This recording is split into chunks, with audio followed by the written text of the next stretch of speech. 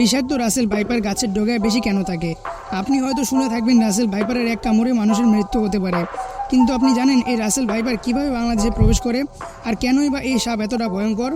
আজ আমি Russell viper সম্পর্কে এমন তথ্য জানাবো যা জেনে রাখা অত্যন্ত জরুরি। সবচেয়ে অবাক করা বিষয় হলো অন্য সাপগুলো ডিম থেকে বাচ্চা জন্ম দিলেও রাসেল ভাইপার সরাসরি বাচ্চা জন্ম দেয়।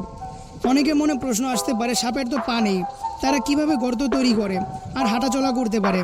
আমরা বেশিরভাগ সময় সাপকে গর্ত থেকে বের হতে দেখি আর তাই ভাবি সাপ হয়তো নিজের গর্ত নিজেই তৈরি করে, কিন্তু আসলে সাপ কখনো নিজের গর্ত নিজে তৈরি করতে পারে না। সাপ ইঁদুরকে তাড়া করতে করতে গর্তে ঢুকে যায় আর ইঁদুরকে খেয়ে ফেলে আর সেই গর্তে সাপ থাকে। আচ্ছা, সাপ কি শুনতে পায়? এটা শুনে আপনি হয়তো ভাবছেন সাপ যদি শুনতে না পায় তাহলে এত রিয়েক্ট কীভাবে করে। চলুন এর রহস্য উন্মোচন করা যাক। আসলে সাপের চোয়ালে এক বিশেষ প্রকার হাড় থাকে যেটাকে কোয়াড কোড বলা হয়, আর সেটা দিয়ে সাপ যে কোনো শব্দ অনুভব করতে পারে। আপনি কি জানেন বিষাক্ত সাপ রাসেল ভাইপার সহ অন্যান্য সাপগুলো কেন খোলস পরিবর্তন করে?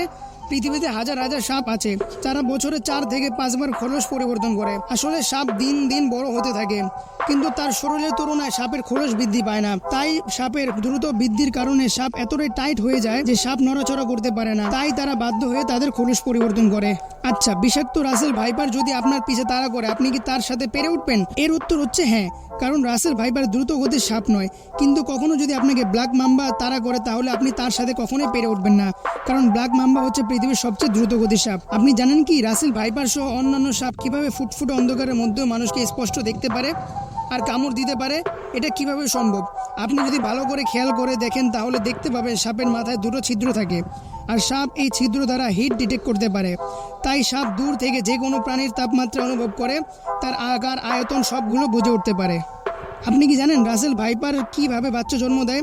অন্য সব সাপ ডিম থেকে বাচ্চা জন্ম দিলেও রাসেল ভাইপার এমন একটি সাপ যা সরাসরি বাচ্চা জন্ম দেয়। আপনি কি জানেন পৃথিবীতে এমন একটি সাপ রয়েছে যারা আকাশে উঠতে পারে?